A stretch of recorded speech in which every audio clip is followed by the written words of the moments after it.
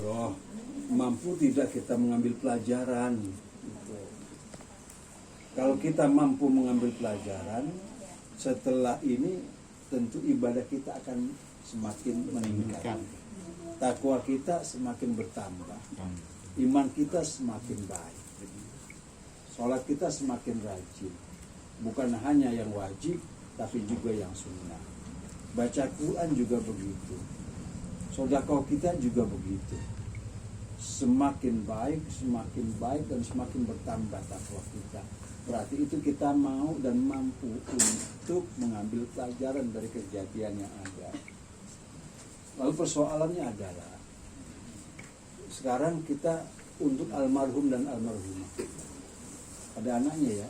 Ada anaknya 4. Udah besar. Ini kecil. Oh, yang pertama kecil. Iya. Untuk kita semua. Biasa kalau kita habis sholat, imam itu pasti mengajak kita baca istighfar. Ada 2 versi Pak dalam istighfar. Ada versinya yang kita sering ikuti, Astaghfirullahaladzim alladzi la ilaha illa huwal hayyul qayyum wa atubu ilaih min jami'il ma'asi wa dzunub. Versi yang lain, Astaghfirullahaladzim li wali walidayya wali ashabil huquqil wajibati alayya wali jamil muslimina wal muslimat wal mu'minina wal mu'minat al-ahya minhum wal amwat. Mana ini yang baik? Dua-duanya baik. Cuman jangkauannya berbeda istighfar yang pertama dengan istighfar yang kedua. Istighfar yang pertama jangkauan hanya pribadi. Permohonan ampun hanya untuk pribadi. Tapi kalau yang kedua jangkauannya lebih luas, tidak hanya pribadi. Astaghfirullahaladzim li yang pertama itu. Ya Allah ampuni dosa saya. Yang pertama. Dan itu kenapa diajarkan seperti itu? Memang etika dalam doa itu wastaghfir li dzambika wa lil mu'minin. Istighfarkan dirimu dulu baru orang lain. Itu. Wastaghfir li dzambika. Yang kedua wali walidayya. Nah ini. Ya Allah ampuni dosa saya. Ya Allah ampuni juga dosa kedua orang tua saya. Ayah dan ibu saya ya Allah. Apalagi kalau kita baca doanya sambil kita ingat wajahnya, kita bayangkan wajahnya, maka kita tidak sekedar istighfar, bisa jadi akan turun air mata. Mengapa kita baca Quran seperti biasa-biasa saja? Mungkin karena kita baca Quran tidak kita resapi. Tapi kalau kita resapi maknanya, kandungan isinya, bisa jadi kita baca Quran bukan sekedar baca Quran. Nah, Astaghfirullahaladzim li wali walidayya. Ya Allah ampuni dosa saya, ampuni juga dosa kedua orang tua saya. Ini jangan pernah ditinggal. Jangan pernah ditinggal. Kenapa? Ada sebuah hadis sahih. Ada orang tua Bapak, ada orang tua diangkat derajatnya oleh Allah masuk surga. Tapi begitu dia masuk surga dia bingung, kok dia bisa masuk surga? Innar rajula la turfa'u darajatuhu fil jannah. Ada orang diangkat derajatnya oleh Allah masuk surga. Faqala, maka dia berkata, "Anna dari mana saya bisa masuk surga? Ibadah saya kurang, ngaji saya kurang, baca Quran saya kurang, sedekah saya kurang, amal saya kurang. Kok bisa masuk surga? Dari mana ini? Kalau lihat rumus kehidupan, saya nggak bisa masuk surga. Tapi kok bisa masuk surga? Dari mana nih? Kila dikatakan bistighfari waladika laka. Qila bistighfari waladika laka. Engkau bisa masuk surga dengan sebab istighfar anakmu untukmu. Istighfar seorang anak untuk ayah dan ibunya. Permohonan ampun kepada Allah atas dosa dan kesalahan orang tuanya mampu merubah ketentuan Allah. Mestinya orang tuanya di alam barzahnya mendapatkan siksa kubur. Tapi sebab istighfar anak, Allah ringankan kuburnya. Mestinya ayah ibu masuk neraka. Tapi ada istighfarnya seorang anak. Merubah ketentuan Allah menjadi masuk surga.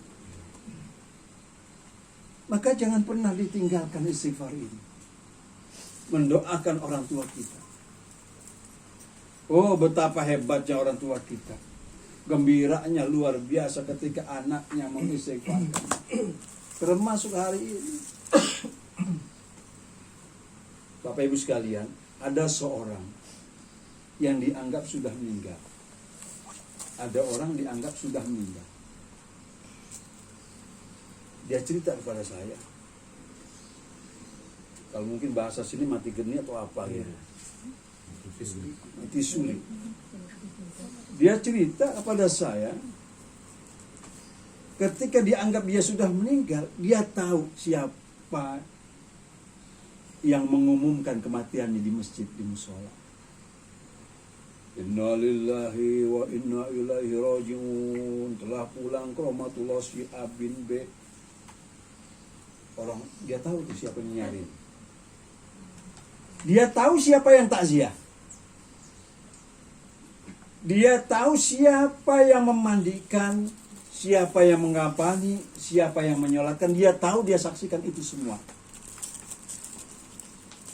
Bahkan dia tahu siapa yang mengantarkan jenazahnya ke kuburan. Begitu sudah sampai diantarkan ke pemakaman kuburan, di depan pintu kubur, pintu masuk kuburan, pintu gerbangnya, dia terkejut karena banyak yang nyambut kehadirannya. Banyak yang menyambut kehadiran. Cuma dia bingung, kok yang nyambut bermacam-macam rupa. Ada yang gemuk, ada yang kurus, ada yang kerempeng. Bukan kurus lagi, kurus dan kerempeng. Ada yang jalannya tertatih-tatih, ada yang ngesot, ada yang senang, ada yang dalam keadaan tidak senang. Ada yang dalam keadaan bahagia, ada yang tidak dalam keadaan bahagia. Dia bertanya nih, siapa mereka-mereka ini yang menerima kehadirannya? Siapa yang menyambut saya ke sini? Dikasih tahu. Mereka-mereka yang gemuk-gemuk itu adalah mereka-mereka yang berbahagia. Mereka-mereka yang senang di alam barzahnya. Dengan sebab apa? Dengan sebab doa-doa, istighfar, hadiah bacaan Quran, hadiah sodako yang selalu ditampilkan oleh anak-anaknya, oleh keturunan-keturunannya, oleh saudara-saudaranya. Sementara mereka-mereka yang kurus-kurus, mereka yang jalannya tertatih-tatih bahkan ngesot, mereka yang tidak beruntung adalah mereka-mereka yang sudah tidak lagi dipikirkan oleh anak-anaknya, keturunan-keturunannya, tidak lagi baca Quran, tidak lagi baca istighfar, tidak lagi doain mereka yang ada di alam barzah. Dikasih tahu tuh dia. Singkat cerita, saya hanya mengambil yang atas saja tadi. Dia dimasukkan, ketika dimasukkan ke lubang landar, wah, rupanya bangun kaget itu. Gitu, kaget, yang pada mencar, pada kabur. Pada kabur, ya udah gak cerita itunya, tapi saya takutnya cerita yang sebelumnya malah. Itu. Ini dia dikasih tahu gambarannya. Bahwa alam barzah itu imma rawdah min riyadil jannah, imma khufrah min fariniran. Bisa menjadi taman surga, bisa menjadi jurang api neraka. Bisa menjadi tempat kebahagiaan, bisa juga menjadi tempat kemurkaan. Maka orang tua kita kalau ingin bahagia di alam barzahnya, jangan lupa kita nih sama anak-anaknya nih. Maaf, kita tuh sama orang tua. Kalau lagi senang kita lupa sama orang tua. Kalau lagi senang lupa sama orang tua. Kita punya duit lupa sama orang tua. Punya duit lupa sama orang tua. Senang lupa sama orang tua. Kita jalan-jalan ke Pasir Putih sama Banten kagak ngomong-ngomong. Tapi begitu kecelakaan baru ngomong mamanya. Punya duit makan di mana-mana tempat enak, di mana dia tahu. Pergi. Apa nanya orang di mana tempat makan enak, pergi. Tapi orang tua nggak diajak makan. Ada yang ketawa, ada yang berasa kali ya. Tapi begitu nggak punya duit, Masya Allah, datang buru-buru ke rumah maknya. Assalamualaikum, Ma. Waalaikumsalam. Rumen yang datang, iya. Si Anu mana lagi main sama temennya. Lah ya lu nggak ajak cucu gua, kan gitu orang tua kita mah nanyanya. Begitu sampai rumah orang tuanya langsung nyapu, Pak. Rajin dah nyapu, dia ngepel, dia nyuci. Apa aja pekerjaan rumah tangga dikerjain. Cuman ujung-ujungnya masuk ke dapur, masuk pangkeng, dilihat ada Indomie, ada gula, ada dencis. Banyak tuh, ada bansos, wakil presiden, wakil gubernur. Ma itu nggak dipakai, kata namanya bawa pulang. Tuh kita tuh kalau lagi nggak punya duit. Giran susah ngadu sama orang tua, giran seneng lupa. Orang tua masih ada aja kita nyusahin. Gimana nggak ada? Ayo kita ambil pelajaran nih. Makanya saya suka sering saya sampaikan, bahagiakan orang tua kita masih ada. Bahagiakan pula orang tua kita yang sudah tidak ada. Ini kalau lebaran kita kudu mikir ya anak-anaknya. Ramadan kita mikir nih, Pak, besok lebaran jangan pakai beli baju baru. Saya yang beliin, kata anak yang pertama. Kata anak yang kedua, Pak, lebaran jangan pakai beli baju koko. Saya yang beli baju koko. Anak yang ketiga ngomong, Pak, gak usah beli kaos singlet, kaos oblong, saya yang beliin, kaos 77. Kaos One Brand. Pak, gak usah ke pasar, tahun ini beli peci, saya yang beliin peci. Pak, gak usah ke pasar, saya yang beliin sarung cap gajah duduk.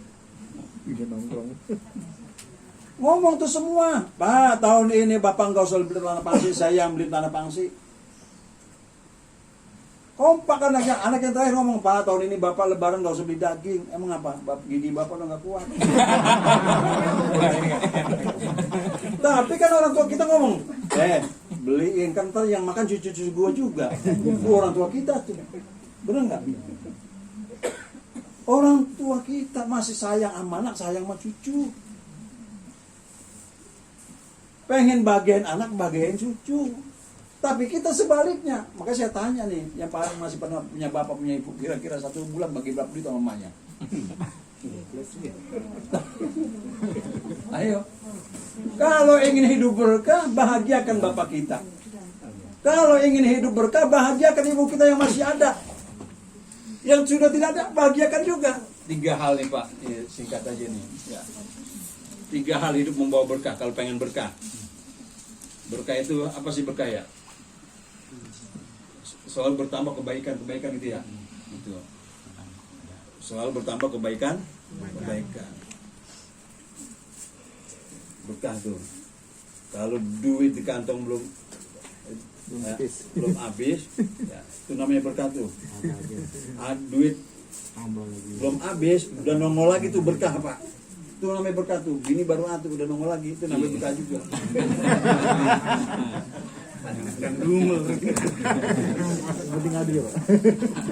Hidup ingin berkah, 1, selalu silaturahmi kepada bapak dan ibu kita yang masih ada. Silaturahmi, datengin orang tua kita. Orang tua kita mah kita dateng, gak bawa apa-apa, udah girang banget. Nah ini orang tua kita, bener ya? Bener. Nengokin bapaknya gak bawa apa-apa, girang banget. Apalagi ada tentengan. Cuma jangan dibalik. Pulangin nenteng. Pulang nenteng dari orang tua. Orang tua kita sudah di alam barzah, diarahin. Minimal hari Jumat dah, kalau nggak sempat tiap hari. Seminggu sekali, apa susahnya? Mancing kita kuat banget. Bayar lagi. Ke kuburan kan nggak bayar. Silaturahmi kepada orang tua kita yang masih hidup, ziarahi makamnya kalau sudah meninggal dunia. Ini insya Allah berkah. Silaturahmi kepada ulama, kiai, ziarahi makam ulama, kiai, dan para wali-wali Allah, ziarahi makam. Insya Allah 3 hal ini membawa keberkahan. Makanya Bapak Ibu sekalian yang saya hormati dan yang saya muliakan, berkenaan dengan takziah hari ini, ya, 3 hal harus kita perhatikan. 1, jangan sekali-kali kita menyakiti ayah ibu kita di alam barzahnya. Dengan apa? Bisu'i a'malikum, dengan perbuatan-perbuatan buruk kita. Perbuatan-perbuatan buruk kita yang kita lakukan di dunia sama dengan kita sedang menyakiti ayah ibu kita di alam barzahnya. Makanya kudu mikir tuh. Kenapa? Bapak kita, ibu kita lihat apa yang kita lakukan di dunia. Sama dengan Nabi Muhammad diperlihatkan tingkah laku umatnya.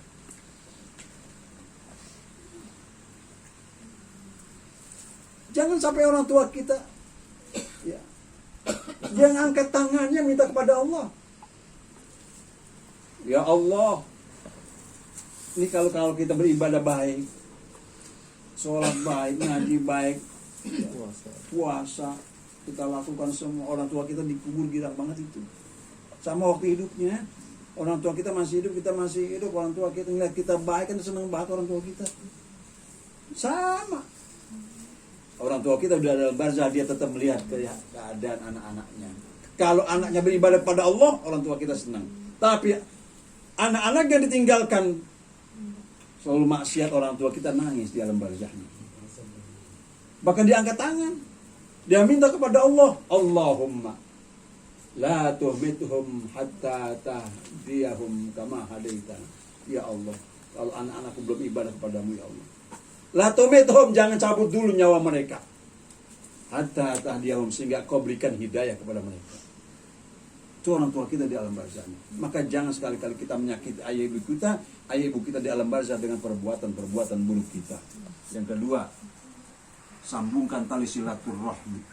Di mana orang tua kita bersilaturahmi. Kepada siapa dulu orang tua kita bersilaturahmi? Pada guru-gurunya, pada sahabat-sahabatnya yang baik. Sambungkan oleh anak-anaknya. Yang ketiga, selalu mengistighfarkan dan mohon ampun kepada Allah atas dosa ayah ibu kita. Jangan pernah bosan untuk mendoakan ayah dan ibu kita. Karena apa? Karena dari itu nanti juga akan kembali kepada kita. Kalau sekarang kita menanam buat ayah ibu kita, insya Allah nanti kita manen dari anak-anak kita. Sekarang kita rajin doain orang tua kita, besok anak-anak kita doain kita. Ini prinsip nih. Allah akan bayar itu. Ya, Allah akan bayar itu. Ya. Maka dari itu pada kesempatan ini, ayo sama-sama kita mampu mengambil pelajaran dari apa yang kita lakukan pada kesempatan ini dalam 140 hari, ya, bahwa kita sesungguhnya ingin bahwa Allah selalu memberikan kekuatan iman Islam, taufik hidayah buat kita semua, dan kita panjang umur dalam sehat walafiat, ya, bisa berbuat baik, dapat berbuat baik pada ayah dan ibu kita, pada saudara-saudara kita, ya. Dengan apa? Dengan kita membaca zikir, tahlil, tahmid, baca sholawat, kita hadiahkan pada orang-orang yang sudah pulang ke rahmatullah. Ya Allah, saya baca sholawat 100 kali, ya Allah, pahalanya untuk almarhum. Sampai, ya Allah, saya kirim nih beras, pahalanya untuk bapak saya almarhum. Sampai lakukan itu, ya, sehingga akan memberikan kebahagiaan buat orang tua kita di alam barzahnya. Ya, inilah yang dapat saya sampaikan dengan singkat, mudah-mudahan ada manfaatnya. Kita baca Fatihah dulu sebelum nanti bagian fidyah, ya, ijab qabul fidyah. Kita baca Fatihah untuk almarhum Tukilan bin Sugilar. Kemudian Ibu Marham Indri, Haji Abdul Allahumma fir lahumma warhamhumma wa'afihima wa'afihima waj'al jannata ma'wahum. Al-Fatihah. A'udzu billahi minasyaitonir rajim. Bismillahirrahmanirrahim. Alhamdulillahirabbil alamin. Iyyaka na'budu wa iyyaka nasta'in ihdinas siratal ladzina an'amta 'alaihim.